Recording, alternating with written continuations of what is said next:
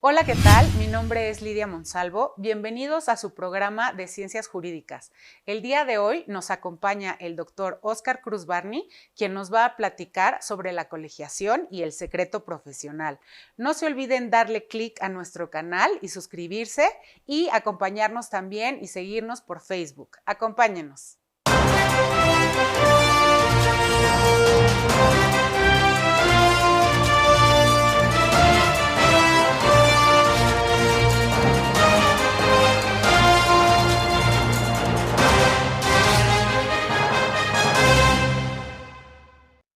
Hola, ¿qué tal? Les doy la más cordial bienvenida a su programa de Ciencias Jurídicas. El día de hoy nos acompaña el doctor Óscar Cruz Barney, quien nos va a platicar sobre la colegiación. Bienvenido, Óscar, ¿cómo estás? Muchas gracias, Lidia. Encantado de estar aquí en el programa, Un placer acompañándote. tenerte con nosotros. Para Gracias. iniciar esta plática, Óscar, me gustaría que me dijeras qué es la colegiación. Mira, la colegiación, y que podemos verla desde dos perspectivas, como obligatoria como voluntaria. Pero la colegiación es la pertenencia a un colegio de abogados, a una corporación, digamos, que agrupa a la abogacía en un foro determinado. Los foros organizados suelen tener colegiación obligatoria, que implica que para poder ejercer la profesión de abogado, tenga yo que integrarme a un colegio de abogados. En ese sentido hay que tener presente que en el derecho existen diversas profesiones jurídicas. Se estudia la licenciatura en derecho, pero eso no me hace abogado, no me hace juez, no me hace notario, no me hace De acuerdo. corredor público, ¿no? O académico. Eso me da la licenciatura en derecho. Entonces, si quiero optar por alguna de las profesiones jurídicas, entonces tendré que hacer los exámenes correspondientes, los estudios, etcétera. En el caso de la abogacía, para poder optar por la profesión de abogado, ahí donde hay colegiación obligatoria, lo que se requiere es colegiarse. Es decir, agremiarse, ¿no? Integrarse en el gremio de los abogados, que permite asegurar un control ético adecuado, un desarrollo profesional importante, pues adecuado también, y desde luego las garantías de protección a la sociedad, porque tiene a su abogado colegiado y verificado, digamos, éticamente. Y podría ser a cualquier colegio o barra, porque tengo entendido que en nuestro país hay infinidad de colegios y barras también. Así es, en nuestro país hay un problema respecto de la organización de los colegios de abogados y de su existencia, digamos. En principio, te puedo decir que no sabemos cuántos colegios de abogados hay en México. Más o menos hay un cálculo que hay cerca de 400 colegios de Son abogados. muchos de Es todos una locura. modos. Es decir, en un foro organizado, insisto, tendría que haber un colegio por jurisdicción o un número limitado de colegios. ¿Por qué? Porque la colegiación lo que permite es conocer quiénes son los abogados, dónde están, qué están haciendo, ¿no? Para poder ejercer los mecanismos de control ético correspondiente y certificación, etcétera, del conocimiento profesional. Así es. Entonces, si no se tiene ni siquiera ese conocimiento, pues es imposible mantener un control ético adecuado.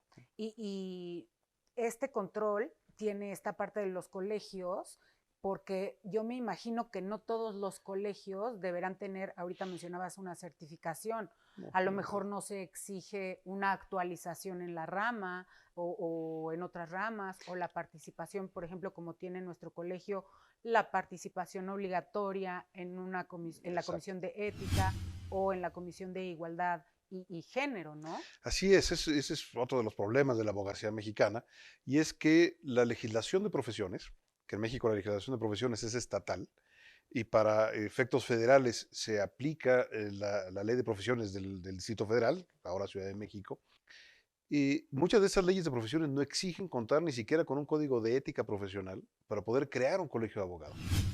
Entonces, resulta que de ese universo de colegios, pues vamos reduciendo, primero la primera pregunta, ¿cuántos de ustedes tienen un código de ética profesional? Pues ahí lo reducimos Sí. sustancialmente.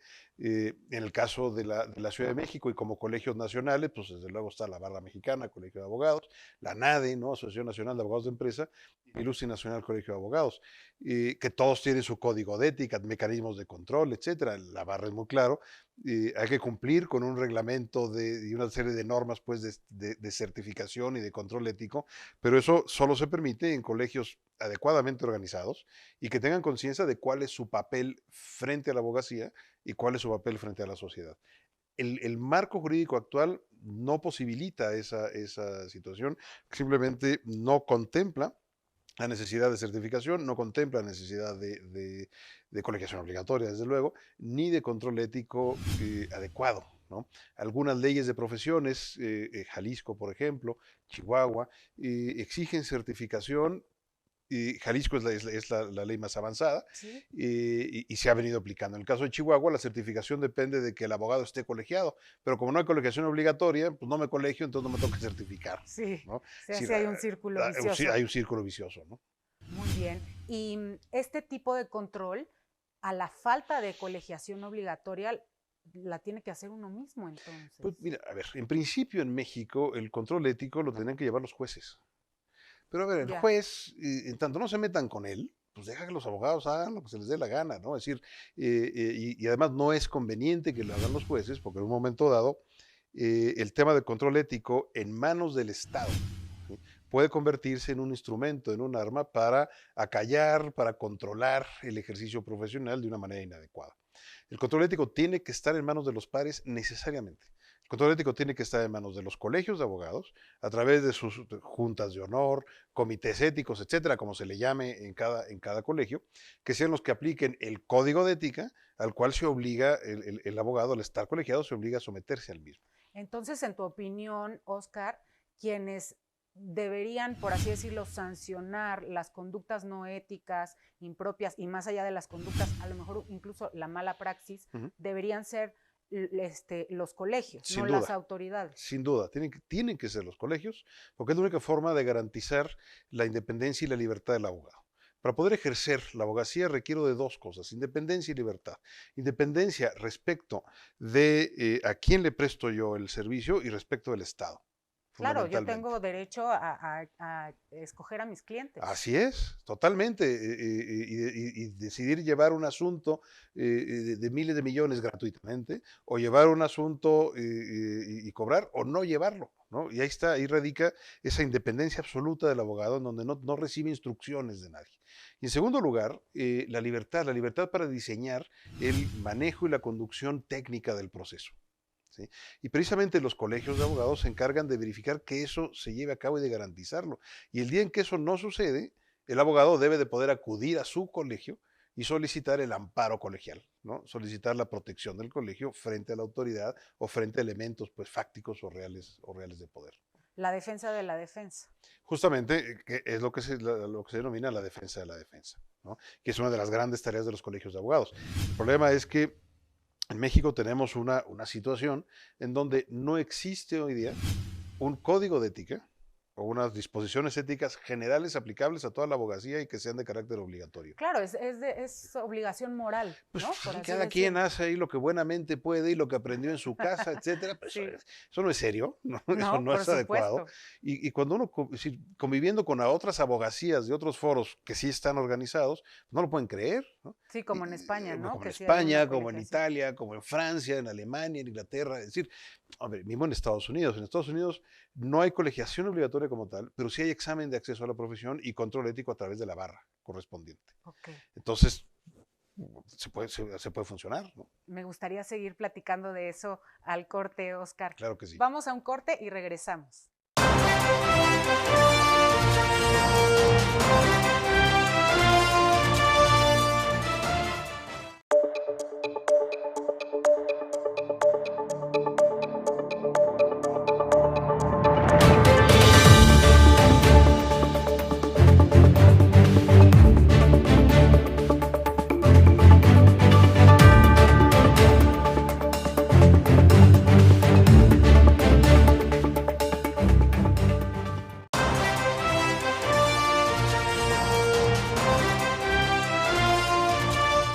Regresamos a su programa de Ciencias Jurídicas con el doctor Oscar Cruz Barney. Oscar, y esto que me estabas platicando hace unos momentos de cómo es posible que no haya un código de ética general para los abogados en México. Es increíble, ¿no? Es decir, Sí. es increíble que la profesión en la cual la ciudadanía deposita su patrimonio, su libertad, su seguridad en ocasiones, el ejercicio pues de sus derechos, no tiene control.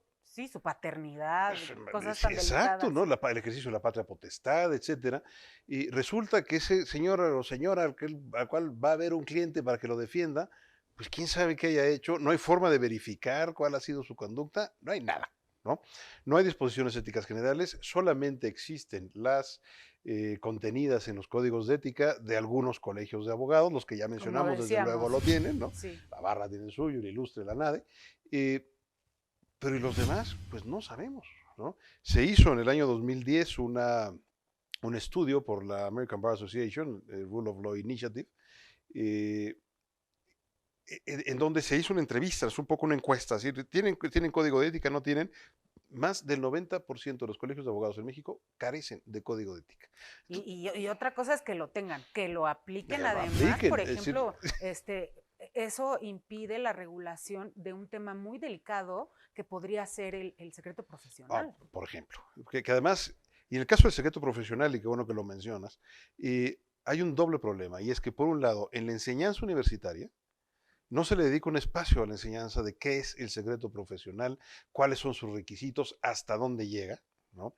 Y nos encontramos con que constantemente en redes sociales se viola el secreto profesional. Y por despachos de abogados y abogados ejercientes y recién ejercientes, etcétera, pues que suben una copia de la resolución que acaban de obtener favorable con los Sí, nombres de las partes. Bueno, ¿qué es eso? Sí, yo me enteré de algún conocido que había tenido un problema serio de seguridad porque publicaron la sentencia en Facebook. ¿No?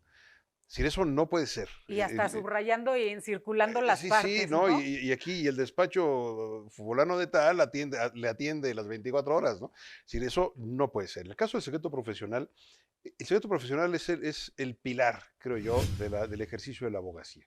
Porque sin secreto profesional no podemos pensar en un ejercicio de la abogacía ¿Cómo adecuado. lo definirías? Es ese deber, pero también es ese derecho que tiene el abogado de guardar absoluto sigilo, absoluto secreto, respecto de toda la información que reciba de su cliente, que recabe alrededor del asunto que lleve en el cliente y de las conversaciones que tenga con el abogado de la contraparte y con la contraparte. Y es un deber de sigilo de guardar pues ese secreto que no tiene fecha de caducidad. Es decir, no porque ya se acabó el asunto y porque estoy en la cantina Ya con puedo mis amigos ya revelar. puedo contarles la historia, ¿no? Y esa no se acaba. No, ¿Sí? incluso tengo entendido, corrígeme que tú eres experto, en los alcances del secreto profesional, hasta después de que fallece el cliente, Sí, claro. tengo que guardarlo. Calladito. Sí, es como el secreto de confesión Ujú. en el catolicismo, ¿no? Sí, Sí, lo que se le confiesa al padre confesionario, se lo va a guardar, ¿no? Si no lo va a comentar con los otros sacerdotes a lo de la comida, ¿no? Ni después de que se muere el señor o la señora que se fue a confesar.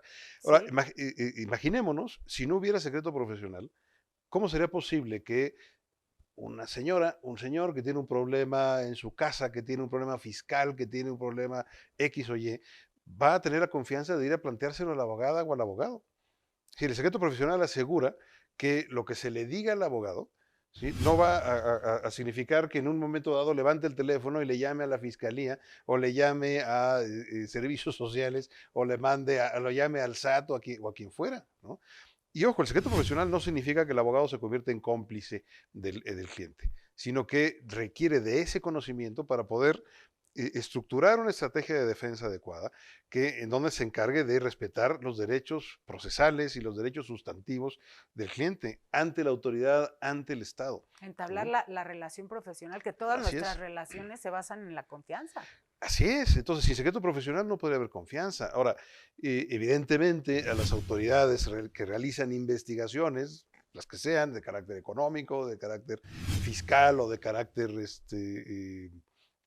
legal, pues delincuencial, pues les encantaría que no hubiera secreto profesional, Por ¿no? supuesto. Es un estorbo, oiga, que no haya secreto, de manera que yo pueda meterme a ver los papeles y las comunicaciones del abogado con la parte, ¿no? Los informes del abogado, etcétera. ¿Cuántas veces no se acerca un cliente con un despacho de abogados y le pide un informe o un dictamen de cómo está su estado de cumplimiento en ciertas áreas? Bueno, ese es oro molido para una autoridad investigadora, ¿no? Sí. Sin embargo, no pueden tener acceso a ella y si lo tienen es ilegal, ¿no?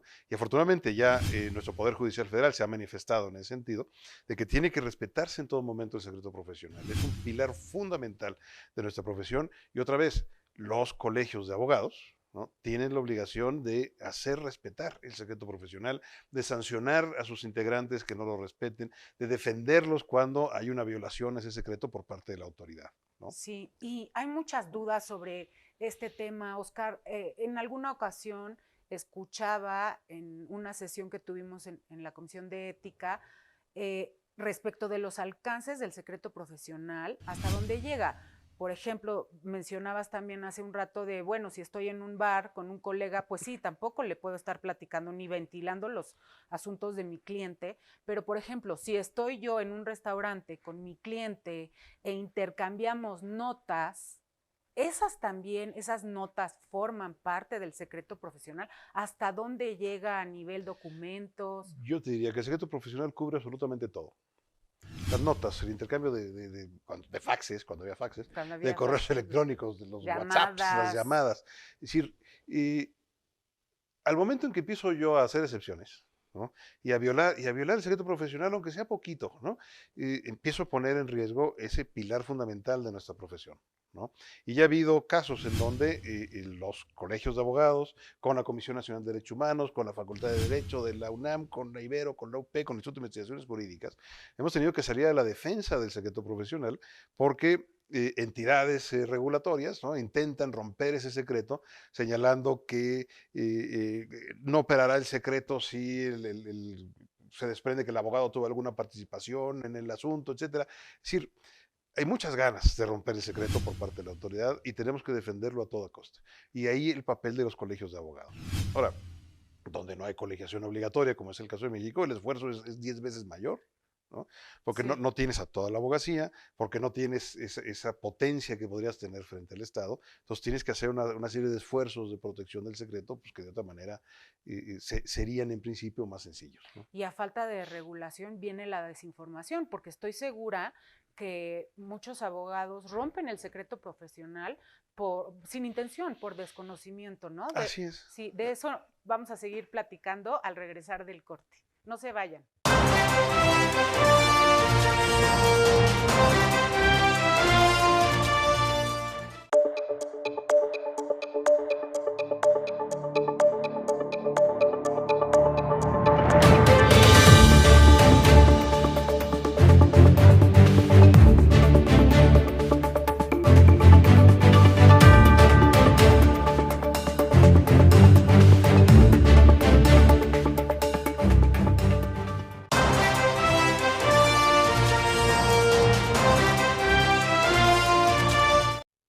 Regresamos a su programa de Ciencias Jurídicas. Seguimos platicando con el doctor Oscar Cruz Barney.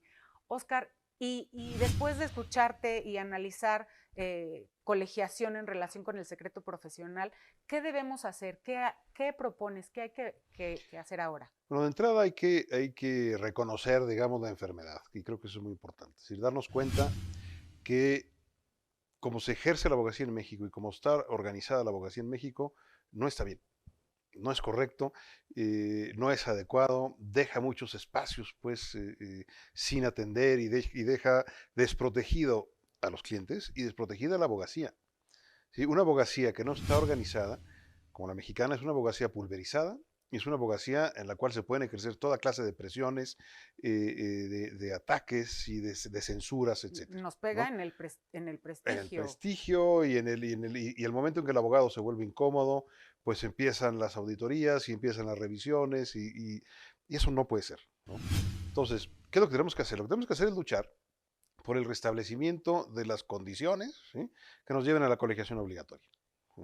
La colegiación obligatoria no tiene que ser mañana, ¿no? Pero sí que tiene que ser y tiene que estar en el horizonte pues, de la abogacía mexicana, restablecer esa colegiación. Ya la tuvimos durante muchos años, desde 1760 se estableció, y fue intermitente durante el siglo XIX y luego desapareció. Entonces, lo que hay que hacer es, uno, contar de entrada con un código de ética profesional aplicable a toda la abogacía, colegiada o no. Es decir, no podemos seguir simplemente en el éter ético, ¿no? Sí. Colgados y que cada quien haga lo que se le Tener dé un la gana. código nacional. Así es. Uno. Dos, que el mecanismo de control ético sea un mecanismo en manos de los abogados. no puede estar en manos del Estado. Tiene que ser un mecanismo absolutamente independiente, en donde participen universidades, puede participar la Academia Mexicana de Jurisprudencia y Legislación, los colegios de abogados, un órgano mixto, ¿no? En donde inclusive la propia dirección de profesiones, por ejemplo, puede ser la que instruye en un momento dado el procedimiento, pero luego definen los pares, ¿no? Tienen que ser los pares necesariamente. Tenemos que establecer mecanismos de certificación de conocimientos. Es decir, la cédula profesional en México hace las veces del examen de acceso a la profesión que existe en los países donde hay colegiación obligatoria, o examen, pues, como en el caso de Estados Unidos. Y esa cédula profesional no es más que un trámite administrativo, ¿no? Correcto. Que no se renueva nunca, ¿Quién te etcétera. dice Bueno, que tu abogado está actualizado nadie. y O que sea, te va a puede defender? dedicarse a manejar un taxi el abogado los siguientes 50 años y luego regresar al ejercicio profesional. Y señores, ya estoy de regreso, mándenme asuntos, ¿no? Ujú. Entonces, necesitamos mecanismo de control ético independiente, mecanismo de certificación, examen de acceso a la profesión. Entender que el examen profesional no es el examen de acceso a la profesión. El examen profesional es un examen simplemente para ver si aprendí algo en la universidad.